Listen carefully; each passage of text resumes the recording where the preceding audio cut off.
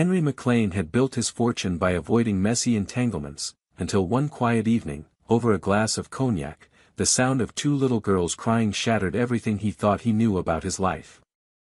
Henry McLean had everything a man could want, at least on paper. Power, influence, and a name that carried weight in any boardroom. He sat alone on the private terrace of one of his luxury restaurants that night, a half-finished glass of top-shelf cognac in his hand, the skyline of the city glittering in the distance. The world knew him as a man of vision, precision, and control, but inside, his silence was heavier than it looked. He wasn't waiting for company, nor was he seeking comfort. Nights like these had become routine, late meetings, signature drinks, and isolation wrapped in expensive suits. The terrace was quiet except for the faint clinking of silverware and distant conversation from the guests inside. He had chosen this spot specifically to be undisturbed. But then, through the ambient hum, he heard something that didn't belong. A faint, trembling sound, soft but unmistakable, reached his ears. It wasn't a broken glass or laughter. It was crying. And it wasn't an adult's cry, it was small, fragile. A child. He stood, his brow furrowing slightly. He walked toward the edge of the terrace, following the sound past the ivy-lined railing and around the side of the building. There, near a stone planter and just out of sight from the main seating area, were two little girls. They were seated on the ground, huddled together. Identical, about 5 years old, with dark, slightly curled hair and wide blue eyes that shimmered with tears.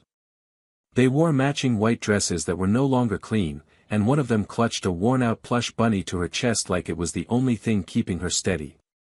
They didn't seem to notice him at first. Their world had narrowed to fear and confusion. He crouched slowly, not wanting to startle them, and cleared his throat gently. One of the girls looked up with eyes so large and sorrowful it made his heart skip a beat. "Where are your parents?" he asked softly. The girl with the bunny blinked. Her voice, when it came, was barely a whisper. "We don't know where home is. Mommy went to get something and didn't come back." Henry didn't know what response he had expected, but it wasn't that. He glanced around, no adult in sight. No luggage. No explanation. Just two frightened children who looked like they had been wandering for hours.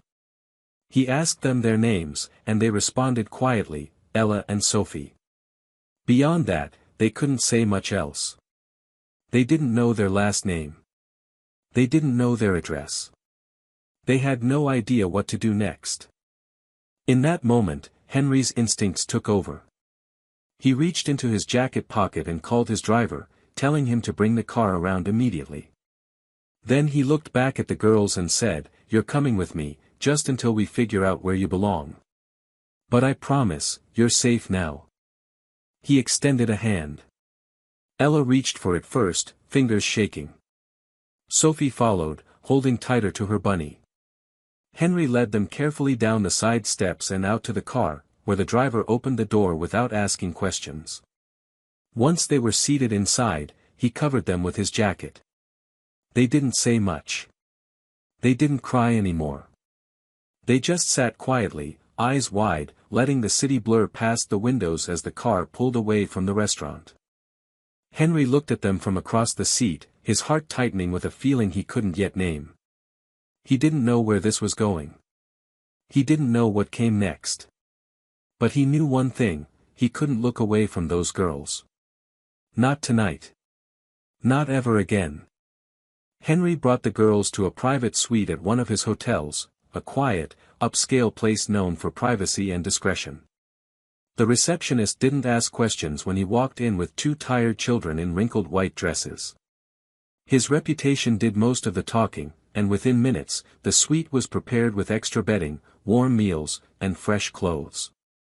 Ella and Sophie followed him in silence, still gripping each other's hands as if afraid that letting go might separate them forever. He led them gently into the main living area and knelt beside them to speak. "This is just for tonight," he said calmly, unsure whether he was trying to comfort them or himself. "We'll figure everything out tomorrow." The girls didn't respond, but their eyes scanned the room like they had never seen anything like it: soft rugs, tall windows, and lamps that glowed warmly instead of flickering cold light. One of them, Ella, he thought, glanced up and whispered, "Are we allowed to sit on the bed?" Henry blinked. "Yes," he answered, his voice lower now. "You're allowed." They explored the room slowly, carefully, as if expecting to be stopped at any moment. Henry ordered 2 plates of pasta, a pot of chamomile tea, and apple juice. When the food arrived, the girls hesitated before touching it, waiting for a signal. Henry nodded. "Eat as much as you like." Only then did they begin, with slow, quiet bites. Sophie offered a piece of bread to her sister before taking her own. Henry watched them as he sat across the room, not out of distance, but out of respect. These girls had clearly learned not to take anything for granted. He didn't want to overwhelm them. After dinner, he found pajamas in the closet, basic hotel stock, too large, but soft, and gently suggested they get ready for bed. He let them change in the bathroom, giving them space.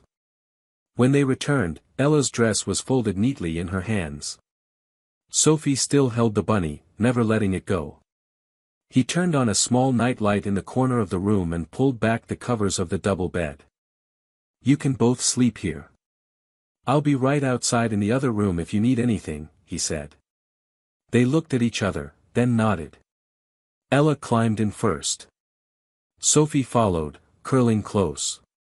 Henry watched them settle, then quietly stepped out, leaving the door open just a crack. He stayed awake in the suite's lounge area, unable to rest. Instead, he made phone calls, first to the police, then to Child Protective Services. He reported the found children, gave their names, described the situation. No one had reported them missing. There were no matching alerts. They simply did not exist in the system. It was as if they had vanished without a trace, and no one had noticed they were gone. That realization hit him harder than he expected. Later that night, Henry stepped into the girls' room to check on them. Both were asleep, tangled together under the blanket, their faces finally peaceful. The bunny lay between them like a silent guardian. He stood at the door and watched them for a long time. He wasn't sure why he felt so drawn to protect them, but the feeling wasn't leaving. He didn't sleep much that night. He spent the early hours searching every available record, database, and local news archive. Nothing. No recent reports of a missing mother with twin daughters. No hospital entries. No arrests. No car accidents. Just silence. When morning came, the girls woke quietly. They asked no questions, only followed him as he brought them breakfast. Ella ate carefully, while Sophie chewed slower and asked if they could stay for just one more day. Henry nodded. "As long as you need." He didn't tell them yet that he had already begun the legal process to secure emergency temporary custody. Not because he had planned to, but because walking away from them now was unthinkable. Something had begun, and he couldn't undo it. Not when they had looked up at him the night before with trust, not when they had finally fallen asleep without fear. Henry McLean had never considered himself capable of fatherhood. But as he watched the 2 girls giggling quietly over toast and jam, he realized something had already shifted. Whether he was ready or not, they had chosen him. And he wasn't going to let them down. The days that followed moved in a rhythm Henry had never experienced before. Mornings began with quiet breakfasts and small rituals, Ella folding her napkin with great care while Sophie poured juice a little too confidently. They still spoke in soft voices, never quite at ease, but the sharp edge of fear had begun to dull. Henry found himself canceling meetings and moving calls to the evening, not out of obligation, but because he wanted to be there. The girls were slowly becoming part of his world, and he was becoming part of theirs. Meanwhile, his legal team worked quietly behind the scenes. The temporary custody paperwork had been expedited, but Henry needed more than legal permission to care for the girls. He needed answers. So he hired a private investigator to dig into anything they could find, starting with the names Ella and Sophie, the date he had found them, and any known cases of missing children or mothers in the area. He didn't have much hope at first. But then, 2 days later, the investigator called with a name, Emily Hart. She had once been registered at a local hospital 6 years ago, under prenatal care. A woman matching her description had given birth to twin girls. The father's name was left blank. No records followed, no insurance, no further checkups, no school enrollment. Just a single entry, then nothing. It was a ghost trail, but it was something. Henry sat with the information for a long time, trying to force memory to fill in the blanks. Emily. The name pulled something from the back of his mind, a woman he had met years ago, briefly, a whirlwind of warmth and mystery. Their connection had been short-lived and intense, and she had disappeared without a word. He had moved on quickly, or so he'd thought. Until now. Could it really be her? The timelines matched. The appearance, the age of the girls, even the uncanny way Ella tilted her head the exact same way Emily once did when she was thinking. Henry's hands shook slightly as he reread the report. If this was true, then the girls weren't just lost children, he was their father. He didn't tell them that evening. Instead, he sat across from them at dinner, studying the small details of their faces, trying to see himself in them. Ella had his quiet stare. Sophie had his curiosity, always asking questions, always moving. After they went to bed, he found a photo in an old folder on his computer, one of the last he had of Emily. He compared it side by side with the girls, and the resemblance was undeniable. The next morning, he arranged for DNA testing. He took the girls to a private clinic under the guise of a regular checkup and had the samples collected without them noticing anything unusual. He gave his own sample and was told the results would take a few days. Those were the longest days of his life. In that time, Henry began preparing himself for what he already knew in his heart. He started reading parenting books late at night, talking to child therapists, and making changes to his home. He moved them from the hotel suite into his penthouse, converting one of the guest rooms into a shared bedroom full of soft rugs, warm lighting, and shelves lined with picture books and stuffed animals. Ella chose soft blue bedsheets, while Sophie insisted on ones with stars. They had never been asked to choose anything before, and it showed in the quiet wonder on their faces. On the morning the results arrived, Henry opened the envelope alone in his study. The paper was brief, clinical, and final. Probability of paternity, 99.99%. There it was. The truth that had been growing in his chest for days now had numbers to support it. Ella and Sophie were his daughters. He sat with the knowledge for a long time, letting the weight of it sink into him. Then he folded the paper carefully and went to find them. They were sitting on the floor of their new room, building a house out of wooden blocks. When they saw him, Sophie beamed and pointed at the crooked little tower.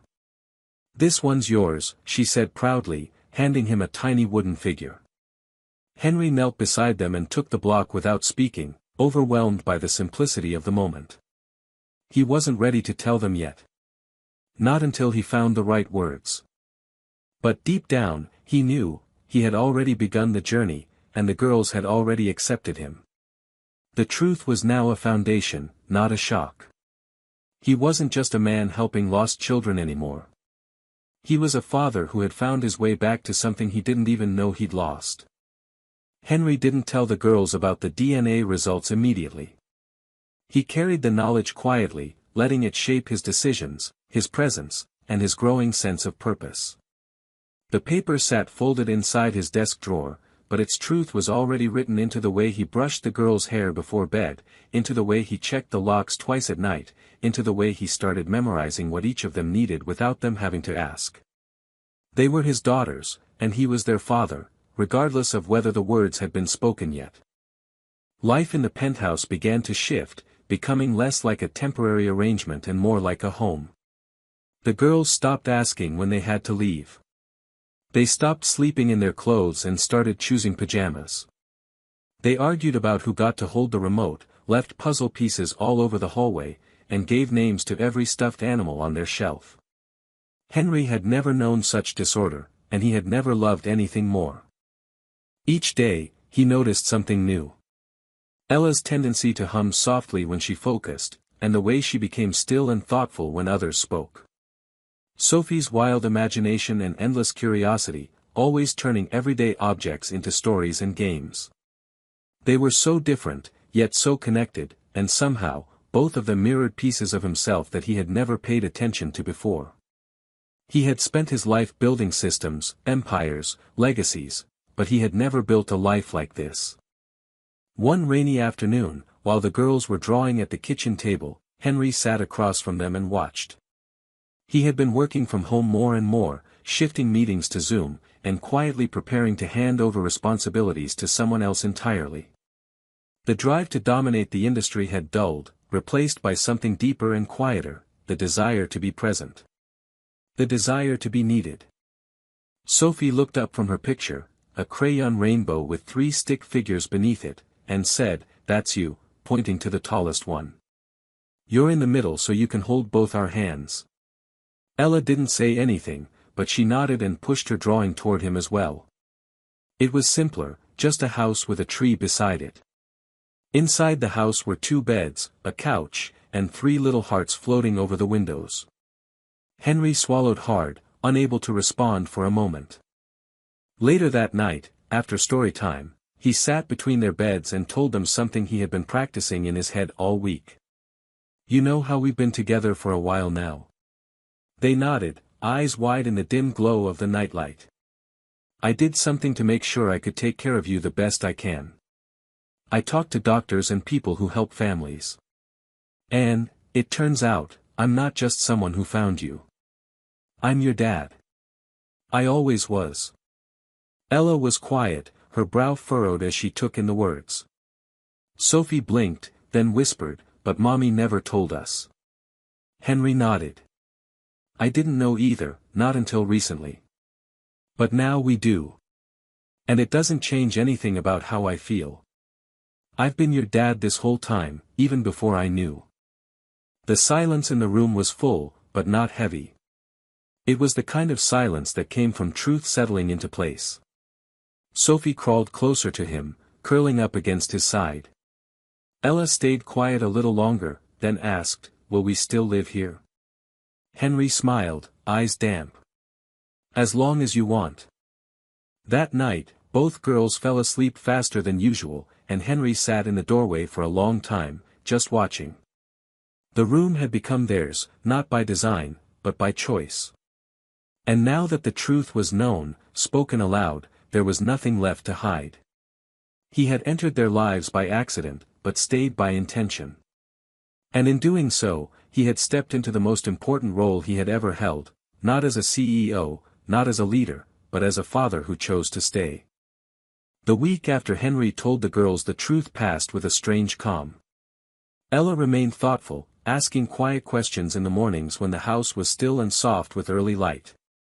Sophie seemed more at peace, more affectionate, almost as if the final piece of a puzzle had slid into place and made her feel whole. But beneath the stillness, Henry felt the change settling in deeper than words. They had accepted him, not just as the man who had taken them in, but as their father. Not with dramatic hugs or emotional declarations, but in the way they began calling him Dad without hesitation. In the way they reached for his hand when crossing the street. In the way they told him about their dreams in the dark. Henry started sleeping with his door slightly open now, just in case they needed something. They never knocked loudly. They just whispered his name when they couldn't sleep, and he always answered. He read them new bedtime stories every night, carefully choosing ones that didn't speak of perfect families, but of courage, of finding home in unexpected places. They liked those best. But just when things began to feel steady, a phone call shattered the surface. It was the investigator he'd hired weeks ago. They had found Emily. She was alive, but in trouble. After disappearing from any known address, she had been admitted to a small clinic under a different name following a breakdown. Records were sparse, and she had refused to list any emergency contacts. She was fragile, mentally and physically, but recovering. The doctor said she had asked about her daughters recently, murmured their names during sleep, even asked if someone had taken them. She hadn't forgotten them. She had left them because she was afraid she couldn't keep them safe.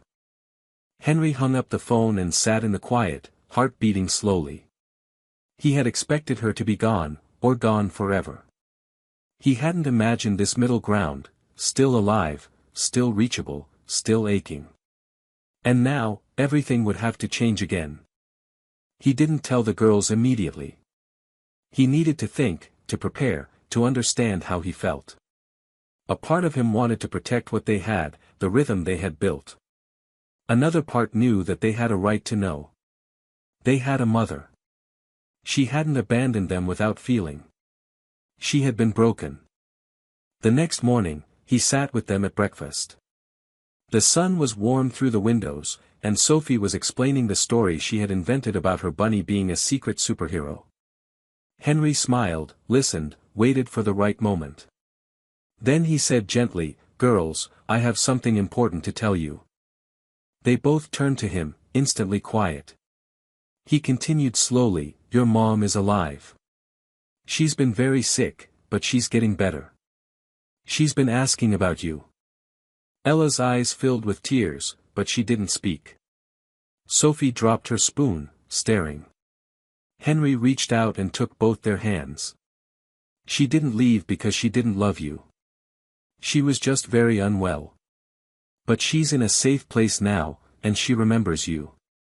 She's been saying your names." They sat there for a long time, processing. Eventually, Ella whispered, "Can we see her?" Henry nodded. "When she's ready. And when you're ready too." Later that day, after school and snacks and stories, Henry stepped out onto the balcony and called the clinic. He made arrangements to visit. Not to force anything. Just to open a door. He didn't know what Emily would remember. He didn't know if she'd be ready for anything more than a hello. But he knew that the girls needed the chance to see where they came from, and he needed to face the woman who had once disappeared and left behind not just questions, but 2 lives. That evening, while the girls slept curled into each other like they always did when they were unsure, Henry stood in the hallway outside their room. He realized something with startling clarity. He wasn't afraid of what would happen next, not because it would be easy, but because he finally understood that love wasn't about control or perfection. It was about showing up, even when everything felt uncertain. And whatever came next, meeting Emily, building a bridge, opening a second chapter, he would face it the same way he had faced everything since the day he found those girls, one steady step at a time. Henry didn't sleep much the night before he was scheduled to visit the clinic. Thoughts spun in quiet circles, looping between memories he could barely grasp and questions he wasn't sure he was ready to ask. The girls had gone to bed early after a long day, and though they didn't say it aloud, he knew the news had shaken something loose inside them. Sophie had asked if their mother remembered her favorite lullaby, and Ella had stared at her plate during dinner, pushing food around without taking a bite. Henry hadn't pressed them. Instead, he sat with them in silence and kept the television on longer than usual, just to let the noise soften what was unspoken. The next morning, he dropped them off at school with quiet reassurance and told them he'd be back early to pick them up. They hugged him tighter than usual. Then he got in the car and headed to the clinic, a quiet, ivy-covered facility tucked behind a row of apartment buildings on the edge of the city. The woman at the front desk greeted him with polite recognition. They had been expecting him. The nurse led him down a narrow hallway lined with soft lighting and pastel walls. Henry's footsteps were the only sound. When they reached the room, the nurse paused and spoke gently. Emily had been calmer in recent weeks. She remembered the girls' names. She had asked if someone was caring for them. But she was still easily overwhelmed. The nurse encouraged him to speak gently, to give her time. Henry nodded, not trusting himself to speak. He stepped into the room slowly. It was quiet and small, with a single window and a bed pushed to the side. Emily sat up, thin and pale, her hair tied back loosely. Her eyes, once bright and sharp, were softer now, clouded with something fragile. But when she looked up and saw him, something flickered. Recognition. Pain. Relief. She said his name quietly, like someone testing whether a dream was real. "Henry," she breathed. "You came." He nodded and pulled a chair closer. "I found them, Emily. I found Ella and Sophie." Tears formed immediately, spilling over her cheeks before she could speak again. She covered her face with her hands, shaking silently. He didn't move, didn't interrupt. He let her cry. After a while, she looked at him again. Her voice was raspy and uneven. "Are they okay? Did I ruin them?" "No," Henry said softly. "They're okay. They're more than okay. They're kind and strong and beautiful. And they're safe." Emily cried harder. She told him fragments of the story. After the birth, the weight of motherhood had grown too heavy. She had no support, no family, no way to reach out without feeling judged or unfit. Her mind had begun to unravel. She hadn't meant to leave them, not truly. She just didn't know how to stay. She remembered nights of rocking them to sleep, feeding them applesauce with shaking hands, singing softly even when she wanted to disappear. And then one day, she just broke. She had left them on a bench near a park with instructions in their pocket, telling them where to wait. But something had gone wrong. They had wandered off. And she had collapsed hours later at a pharmacy, admitted under another name, locked in a world that didn't let her come back. Henry listened to all of it. He didn't forgive her right away, not out of cruelty, but because forgiveness wasn't the point. Understanding was. And he understood now. She had not been heartless. She had been drowning.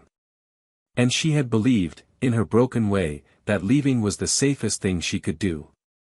He pulled out a photo from his pocket and placed it on the small table beside her. It was one he had taken 2 weeks earlier, Ella and Sophie building a pillow fort, grinning with crooked teeth and messy hair. Emily stared at it like it was holy. Her hands trembled as she reached for it. She whispered their names, over and over. "They want to see you," Henry said after a long pause. "Not today. But soon. If you're ready." Emily looked at him, hope flickering in her expression for the first time. "I don't know if I deserve that."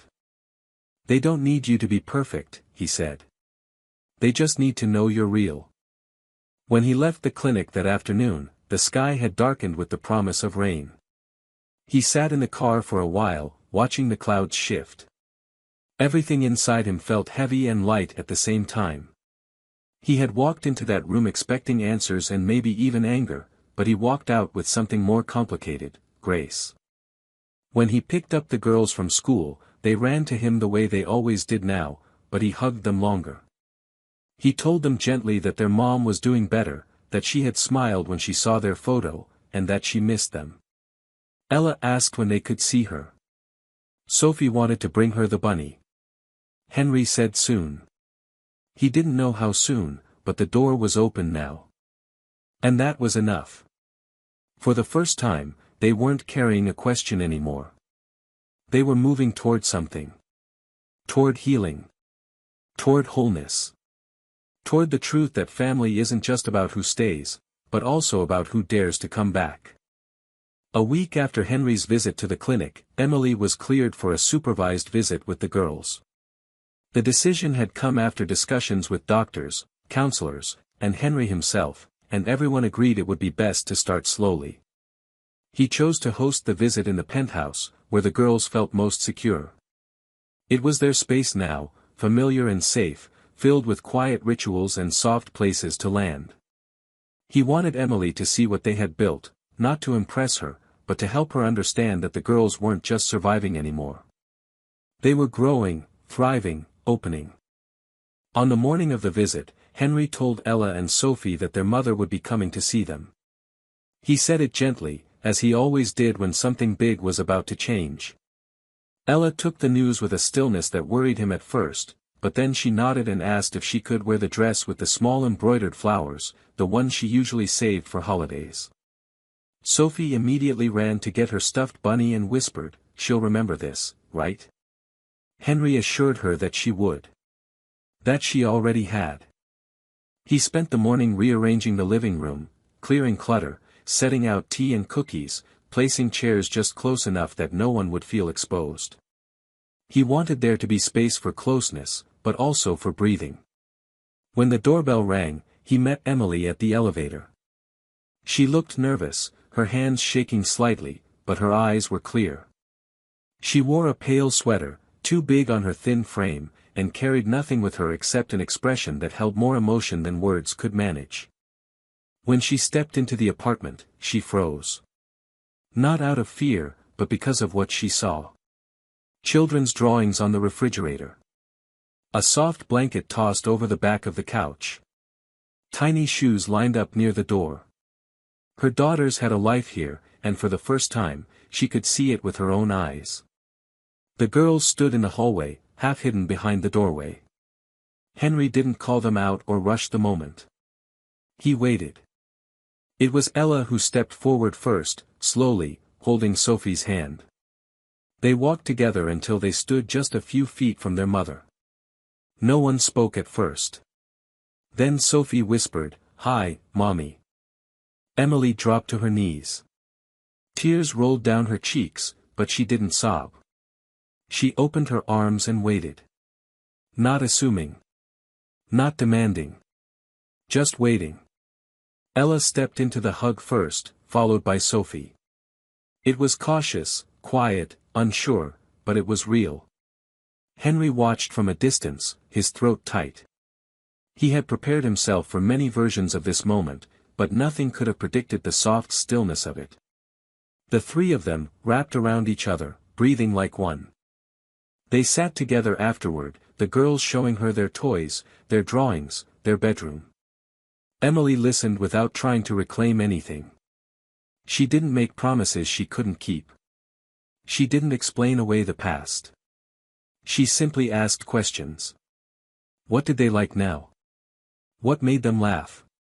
Did they still love that silly moon song she used to sing? The girls answered in fits and starts, their walls slowly lowering with every minute that passed. Henry joined them only when they asked. He brought tea, sat beside them, and watched how the girls looked to him for reassurance, not because they were unsure of Emily, but because he had become their anchor. It was strange, this moment of all four of them in one room. The mother who had given birth to them. The father who hadn't known they existed. The two children who had somehow held both halves together. It didn't feel like resolution, not yet. But it did feel like a beginning. When it was time for Emily to leave, the girls walked her to the door. Ella hugged her again, longer this time. Sophie gave her the bunny, insisting she could keep it until next time. Emily held it like it was priceless. Henry stepped out into the hallway with her and walked her to the elevator. She looked at him with tearful eyes and said, "You saved them. I can't ever undo what I didn't do, but thank you for doing everything I couldn't." He didn't say anything right away. He just nodded.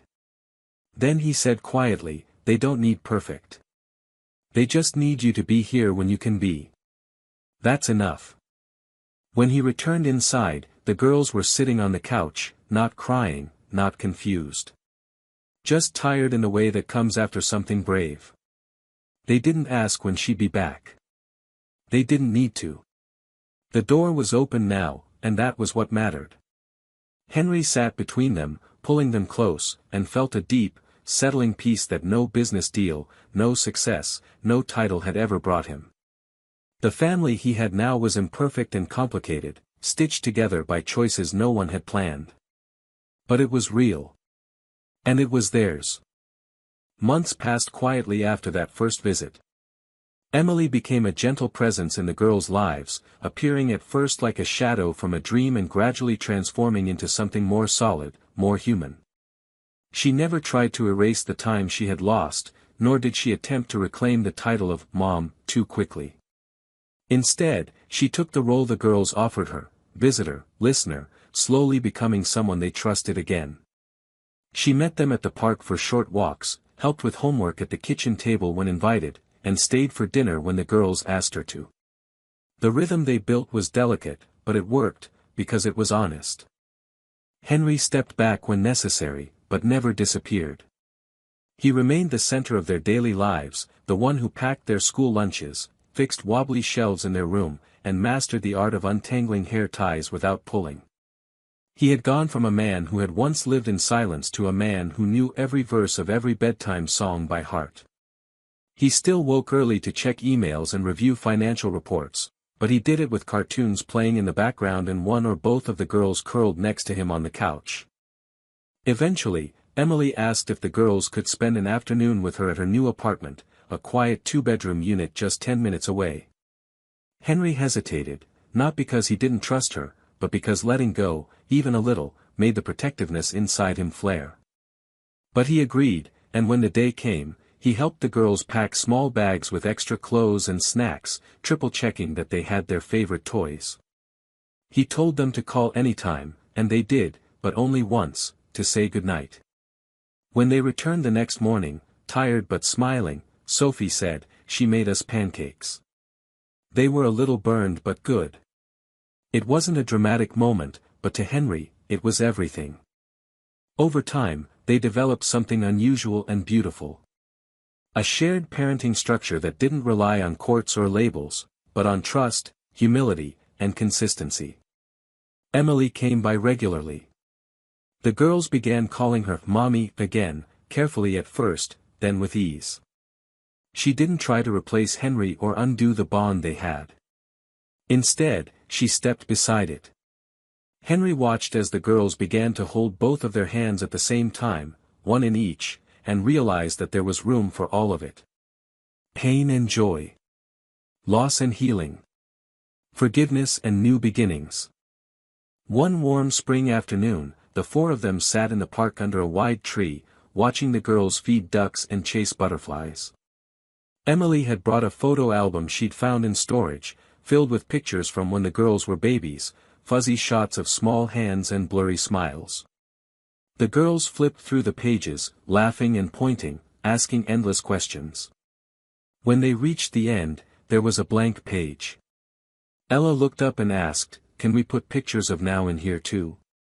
Emily smiled and nodded. "I was hoping you'd say that." That night, back at the penthouse, Henry stood in the doorway of the girls' room as they slept. The moonlight spilled across their matching beds, their faces relaxed in dreams. The bunny still rested between them. On the wall, above a new set of framed drawings, hung a photo taken that morning, Emily, Henry, Ella, and Sophie under the tree, the album resting open in Sophie's lap. They had written one word across the bottom in glitter marker, family. Henry didn't know how to define what they had built. It wasn't traditional. It wasn't flawless. But it was stronger than anything he had ever known. He had once measured his worth by boardroom victories and international deals. Now he measured it by belly laughs, tearful conversations, and tiny arms wrapped tightly around his neck. He had become someone he never expected to be. A father. A constant. A safe place. And though the path that brought them here had been tangled and painful, the destination was clear. They had found each other. And they had stayed.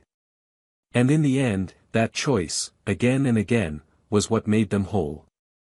What makes the ending of this story truly powerful is its quiet, grounded honesty. It doesn't rely on dramatic revelations or perfect resolutions. Instead, it gives us something more meaningful, a slow, earned transformation rooted in vulnerability, repair, and choice. Henry, a man once defined by solitude and success, doesn't become a hero overnight. He becomes a father through a series of small, consistent decisions, staying when it would have been easier to walk away, listening when it would have been easier to fix, and opening his heart even when it hurt.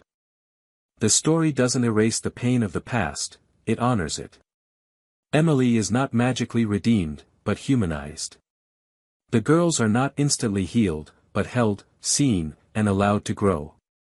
And the family they build isn't conventional, it's real. It's messy and tender and made from pieces no one expected to fit together. And yet they do. To me, this ending matters because it reflects life as it often is, unpredictable, imperfect, and yet full of moments where love can take root in the most unexpected places. The beauty is not in the fairy tale, it's in the choice to stay, rebuild, and believe that broken things can still become something whole. That is what makes this story unforgettable.